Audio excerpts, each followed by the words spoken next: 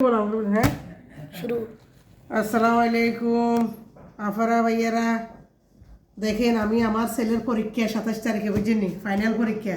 এখন হাতের লই বইছি এই যে একখানা পড়া টড়া শিখিয়াইছে কেনে কি পরীক্ষা কি দিব। প্রথম দিন বাংলার পরীক্ষা কেনে কি করতে হইব, কি লিখতে হইব, কি আসবো নো আসবো এগুলো দেয়টাই দিই।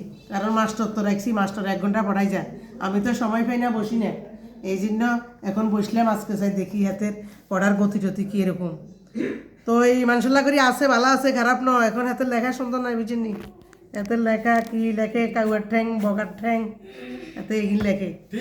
যদি লেখারা ঠিক হইতো, বানান ভুল হইতো, মানসুল্লাহ হাতে জিপিও 5 পাইতো বুঝছেন নি। কিন্তু লেখাপড়ার ভালো আছে, মান ভালো আছে আমার ছেলের, দোয়া করিয়েন। কিন্তু লেখাটা সুন্দর নাই, এই জন্য এই নাম্বারটা কম মা বুঝছেন নি। 27 তারিখে আমার ছেলের পরীক্ষা, দোয়া করিয়েন আমার ছেলের জন্য। আমার ছেলের যেন জিপিএ 5 পাই, পাশ করিয়ে আসতে পারে। আপনাদের কাছে আমি এই দোয়াটা চাই, আমার ছেলের জন্য দোয়া করবেন। আমার ভিডিওটা লাইক করবেন, শেয়ার করবেন, কমেন্ট করবেন, সাবস্ক্রাইব করবেন। আল্লাহ হাফেজ, আসসালামু আলাইকুম।